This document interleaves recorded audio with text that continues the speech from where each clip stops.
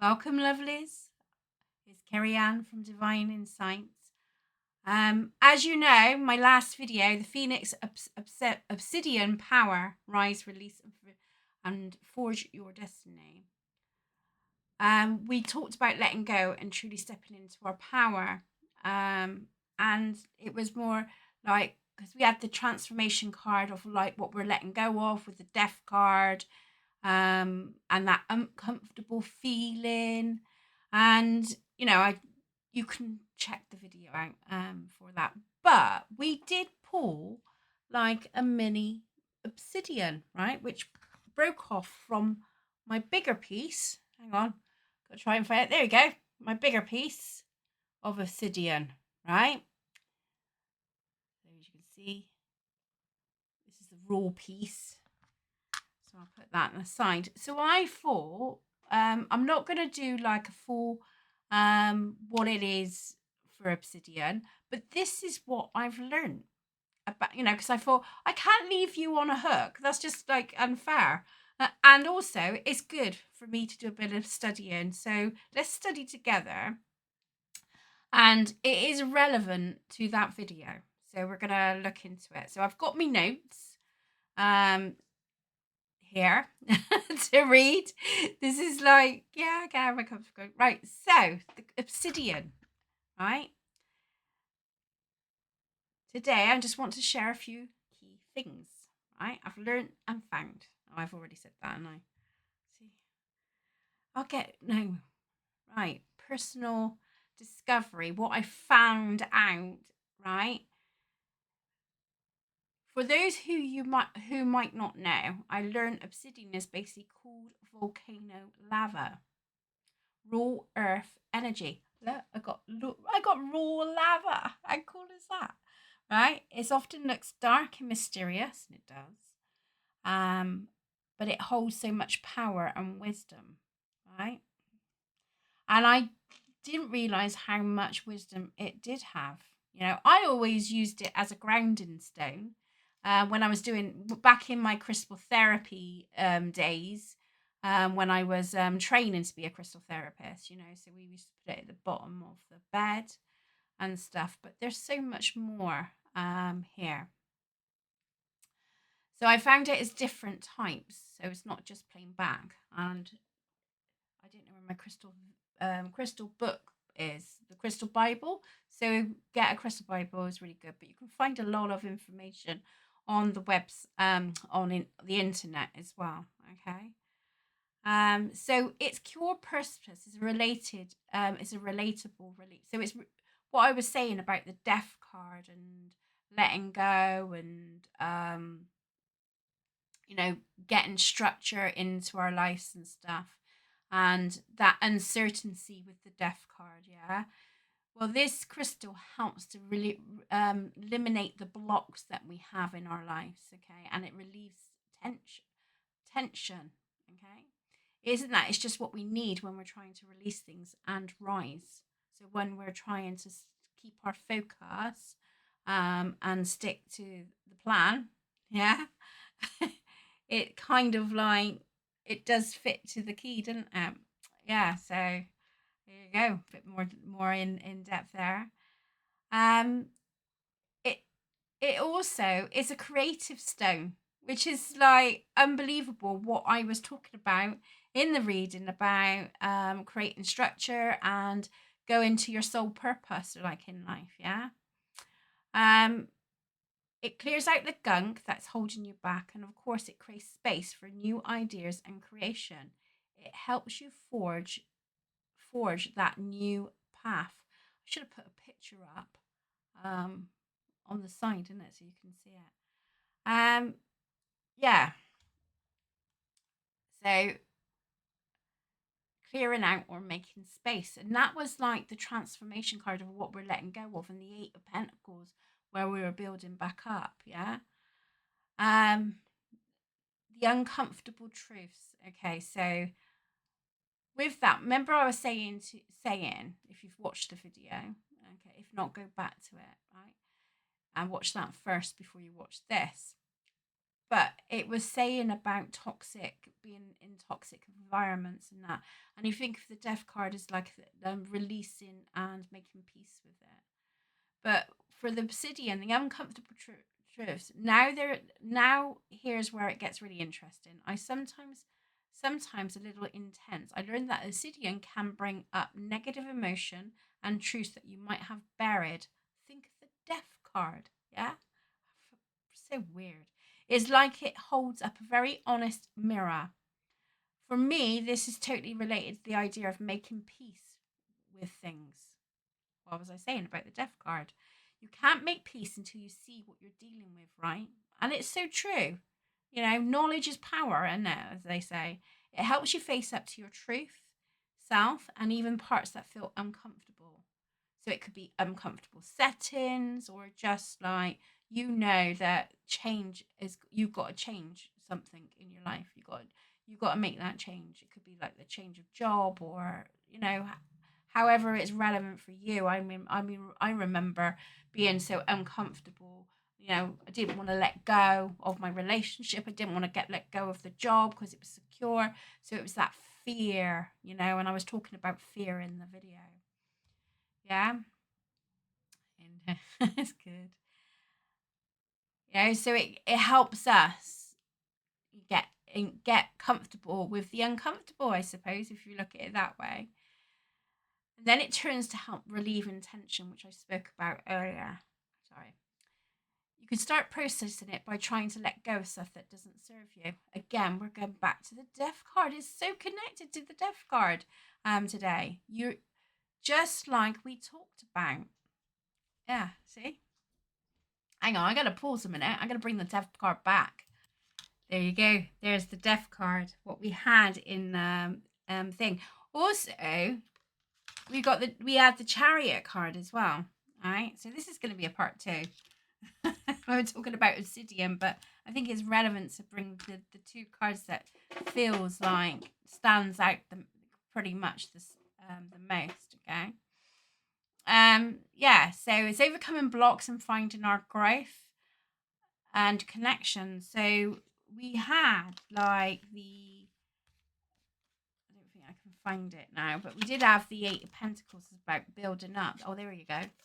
The 8 of Pentacles, which was building up as well. So yeah, it naturally stimulates growth. It continues to gain self-control. With the chariot card. I'm gonna have to do it as a part 2. Because when you face your truths and clear the blocks, you naturally feel more in charge of your path. And that's about holding vision, which we had with the moon energy, the moon card. Right, I did look into the crystal book. I mean, you guys can go deeper with the obsidian. I was more curious about the relevance of the reading and what it meant in that reading and how super cool it is that, right? This is what I love about, when you pick crystals and things like that, which I will talk more about, how super cool it can and how relevant it is and how we can unhatch it. Also, there's no shame in doing your research after a reading or reflection. Reflection is so much wise, but we'll get back to the obsidian. Well, I'll talk about that another time. Using obsidian wisely, right? So the advice that was given, okay, was when you do, because it can bring up harsh emotions, so it can stir things up a little bit, right? And big emotions. So start slow and intentional when you're carrying it. So, I mean, it's good to carry, you can take that with you, if you're dealing with toxic stuff and everything, I would carry that. But maybe I would use another stone to counteract some of the emotion side of it, or there. Okay, another grounding stone maybe to keep you in line, or a clear quartz is another one, like, so you can sort of like have the focus and see clearly. Yeah. Maybe don't rush into sleeping with it. It does suggest about sleeping with it to help, right? But don't do it intentionally if you are. It's a strong espresso for your power, but you need to know how to handle it. Always trust your intuition when working with crystals, which I'm saying, how amazing is that? A little snap off, which I didn't even realize that snapped off. I'm going to put that back in my box. From this crystal, and we got this message. That's just like a really amazing, yeah. Simple care and routine, just like my tools you work with. I make sure I cleanse my crystals regularly. So you can smudge them. Some crystals you can rinse under the water. So I just be mindful, check what crystal you've got, because there is certain crystals that you don't put underwater, but you can smudge with sage. I do put them when I get that, when you get that heavy feeling and vibe in your home and stuff like that. If you've got loads of crystals, what I do is the moon energies and that I clear them, smudge them, and then I set aside and put them out in the new moon energy or the full moon energy, just to absorb just to clear it out and stuff. That's what I personally would do. So yeah, I put my bowls out and all that lot. My windowsills is covered. It's a good job I got lots of windowsills. Yeah. So yeah, so this bring it back together, and that sparkly send off, right? So I'm reading my notes. I'm a cheat. So what? I don't care. Take it or leave it. That's what I say. I have dyslexia and brain fog, and yeah, so I need these things. So yeah, stay on track. So obsidian direct relevant to your journey. So you can see the wisdom of the obsidian ties perfectly back to the theme of my last video about releasing, rising, and truly forging your destiny. It helps you to eliminate those blocks that distract you from here and now, and allowing you to make peace and move forward with awareness. And it felt like a soul purpose, reading, that people are no longer getting caught up in the social media side and getting caught up in, it's good to have knowledge, have awareness about it. I'm not stating you don't stop watching. You need to have some kind of awareness, of what's going on in the world. But when it kind of absorbs it enough where it's not giving you, you're coming depressed, you're not taking ownership in your life. You're just like, well, what's the point? That's when it's like red flags that you need to come away from that sort of and start refocusing and directing your where you put your energy. So awareness is the key for a lot of things. Well, anyway, that was my so we done, I suppose, 10 minutes, 10, 15 minutes. So I hope you liked my shares of Obsidian. It's a little bit different to the Chris. I mean, you've got loads of people that will go into more depth about Obsidian and stuff, but I want to use it more. I'm using my my learning of crystals and stuff to where it fits into what I do and our practice on it. So yeah, let me know your thoughts in the comments. Have you got obsidian crystal? Do you use that yourself? Is there more information I could have put to it?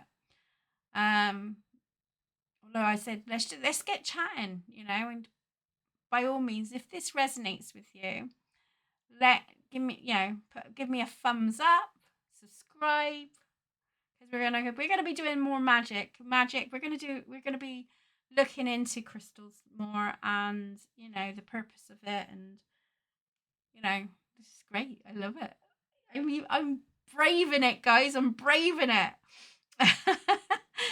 And it's resurfacing stuff that I used to know going back in the day, you know, when I done my crystal therapy course. But, you know, so I haven't lost it. I've just, you know, need to resurface it and get back into it. So we also need to remember our power, your divine, and what we can, you know, and rise and forge into our destination. So until next time, my lovelies, I hope you enjoyed the reading. See, habit. I hope you enjoyed my talk on crystals. This is the first, you know, I wouldn't say first, this is the second. So I'm still getting used to everything. So what you see is, you know, is raw. Just like the obsidian is raw. It's raw and real. And yeah, thank you for joining. And I'll see you on the other side. Sending lots of love.